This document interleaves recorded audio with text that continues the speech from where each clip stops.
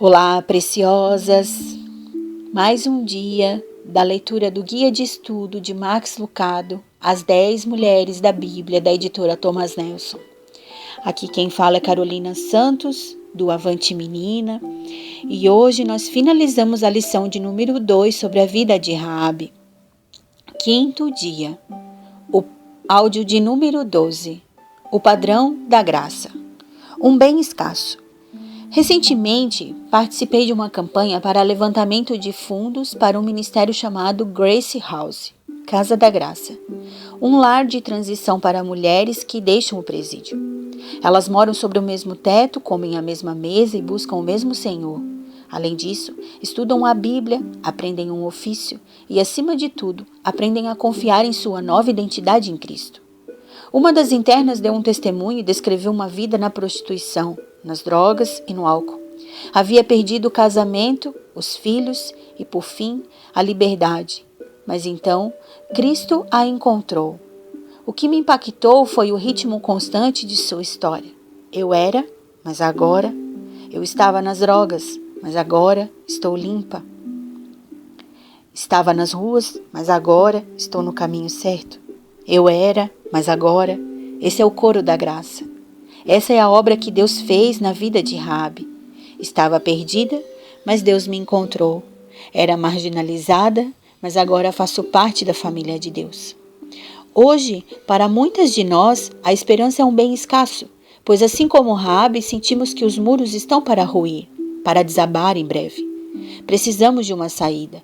E o que seria necessário para restabelecer a nossa esperança? Embora as respostas sejam muitas, 3 me ocorrem de imediato. A primeira seria uma pessoa, mas não qualquer uma, pois não pode ser alguém igualmente confuso. Precisamos de alguém que conheça a saída, que tenha alguma visão. Ou seja, precisamos de uma pessoa que eleve nosso ânimo, que nos olhe de frente e diga: este não é o fim. Não desista. Existe um lugar melhor do que esse, e eu levarei você até lá. E talvez, mais importante ainda, precisamos de direção. Se temos ao lado apenas uma pessoa, mas sem uma visão renovada, conseguimos apenas companhia. Por outro lado, se ela tem visão, mas lhe falta direção, estamos com um sonhador ao nosso lado.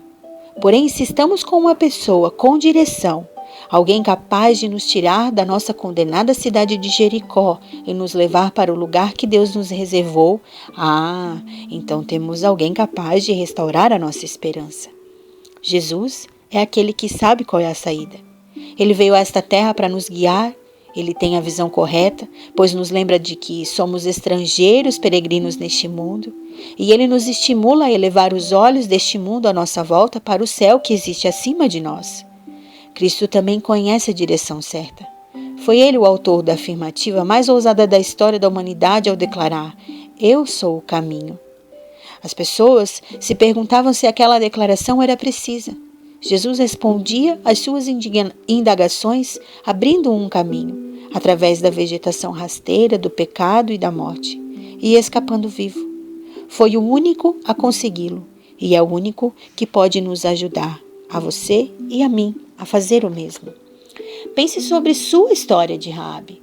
De que maneira Deus afastou você dos erros cometidos do passado e lhe ofereceu uma nova esperança e um futuro? Espaço de sobra. Acontece que os espiões hebreus eram, na verdade, missionários. Eles pensavam estar numa viagem de reconhecimento. Mas estavam, pois Deus não precisava de um relatório descritivo, uma vez que seu plano era derrubar os muros da cidade como uma fileira de dominós. Ele não tinha enviado os homens para colher informações. Mandara-os em busca de Raabe. Eles recomendaram que ela amarrasse aquele cordão vermelho na janela, para que pudessem identificar a sua casa. Sem hesitar, ela amarrou o cordão escarlate na janela. Os espiões fugiram e Raabe cuidou dos preparativos. Avisou a família para se aprontar e ficou de olho no exército que se aproximava. Ela verificou, e como verificou, o cordão para ter certeza de que estava bem amarrado e pendurado na janela.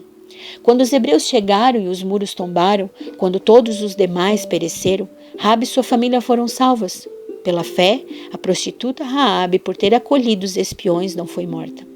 Sua profissão de fé foi mais importante do que sua profissão como prostituta. Jesus disse: na casa de meu pai há muitos aposentos. João 14:2 diz isso. Por que ele fez questão de mencionar o tamanho da casa?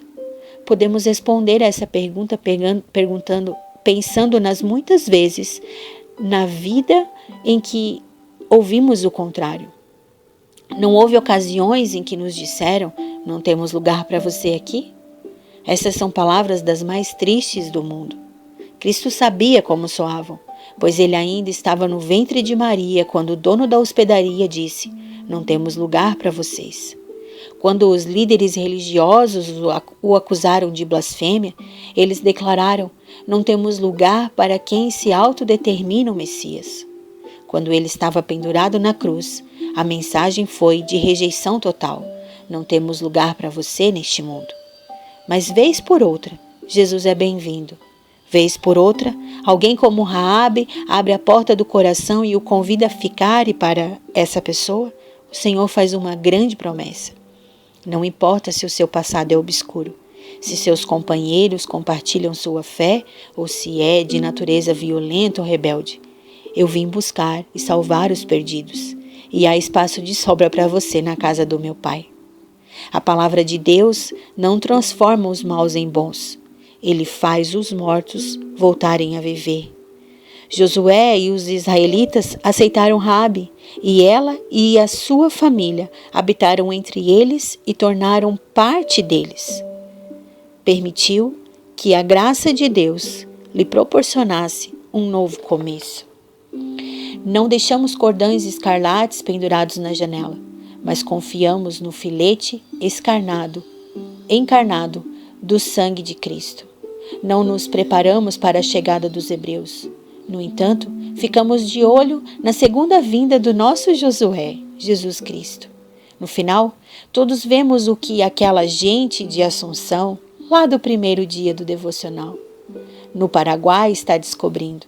Nossa perturbação se tornará música, e Deus terá um céu cheio de Raabes, resgatadas em sua sinfonia.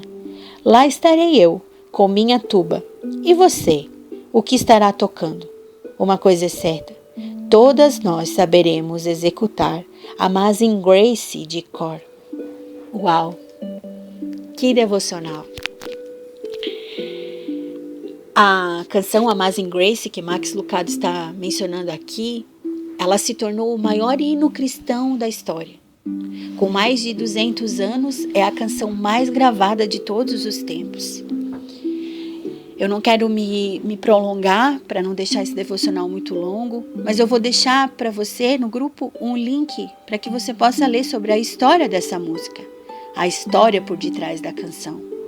Porque a gente, quando conhece o porquê por detrás da letra, a intensidade da beleza nos é aflorada. Ela poderia ter sido a canção da vida de Raabe. E eu posso dizer que ela pode ser, sim, a canção da minha vida e talvez da sua também. A maravilhosa graça de Deus. É maravilhoso perceber como Deus nos ama de uma forma impalavrável. Tenho uma amiga que usa esse termo e desde que eu ouvi, eu disse a ela que um dia eu usaria esta palavra em um dos meus devocionais. E hoje ela caiu como uma luva para descrever o indescritível amor de Deus por nós. Ontem falamos sobre perdão e hoje eu quero falar com você sobre a graça. O indescritível amor de Deus por nós. Isso é graça, um favor imerecido da parte de Deus. A graça é um presente que justifica o injustificável, que salva o odioso, que perdoa o imperdoável e dá a vida àquele que já estava morto. Jesus é a graça de Deus. A graça de Deus é a base da nossa salvação. Em Efésios 2:8 diz que pela graça sois salvos. A graça é mais que suficiente para salvar e restaurar o pecador das garras do pecado. A palavra graça vem do latim gratia, que significa favor, estima, benevolência. Sendo assim, ela é a misericórdia de Deus. ela é a bondade de Deus, ela é o amor de Deus. Não apenas uma misericórdia revelada, mas uma misericórdia dada ao ser humano. Não há nada definitivamente que eu e você possamos fazer para merecer a graça de Deus. Ela nos é dada mediante ao nosso arrependimento sincero e o reconhecimento da morte e ressurreição de Jesus pelos nossos pecados. A cruz é suficiente. A graça não pode ser conquistada por mérito. Ela está à disposição como favor, como benevolência, pois ela é a manifestação do grande amor de Deus por nós.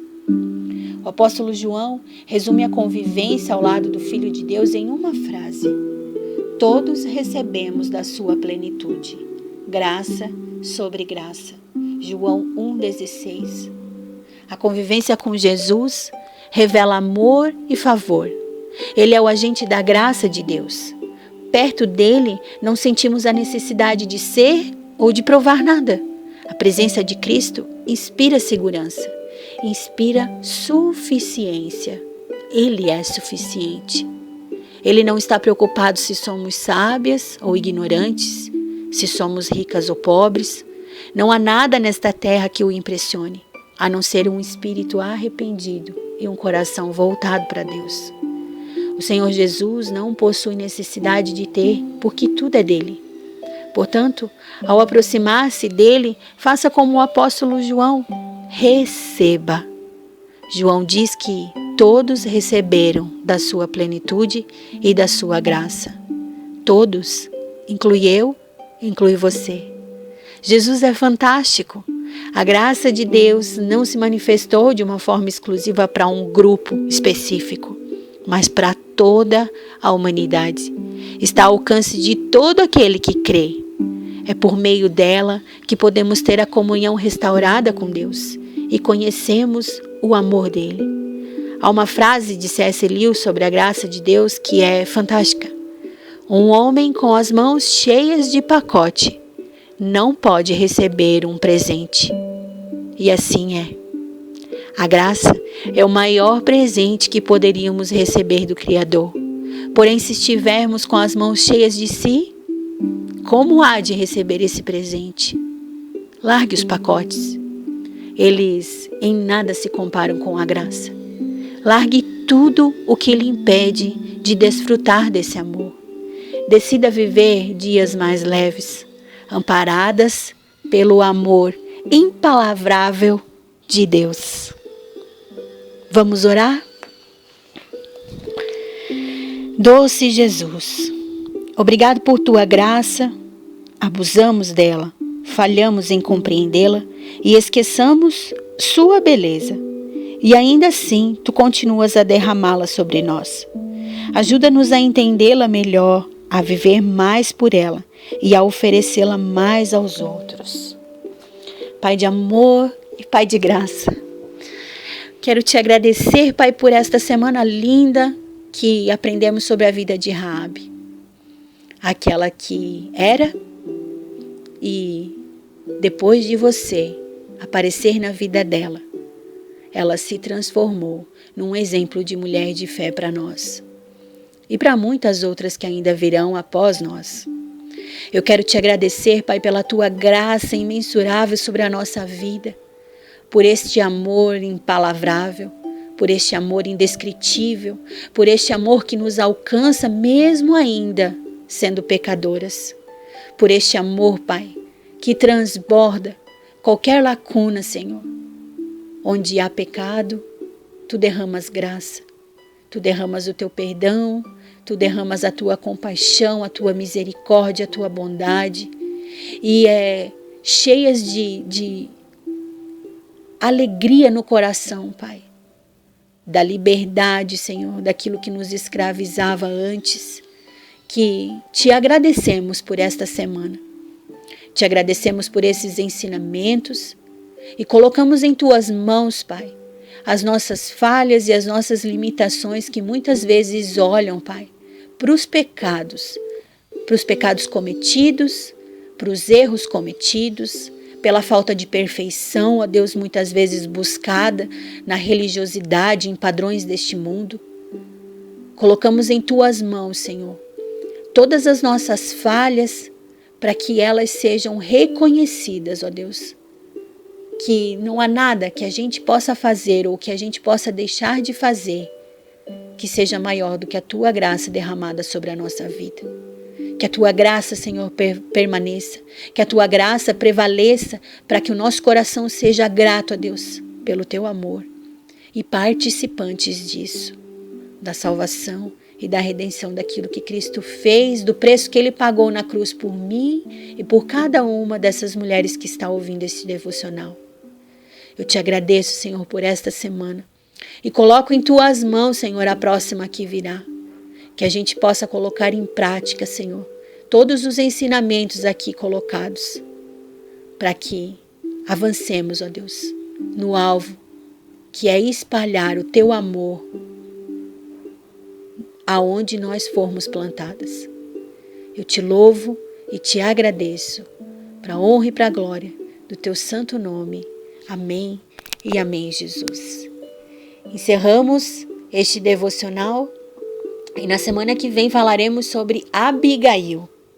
Convide uma amiga, fique conosco. Vamos dar sequência a esse estudo lindo de Max Lucado para manifestar as improváveis de Deus que mudarão o mundo nestes dias. Um beijo grande, fiquem com Deus e até domingo.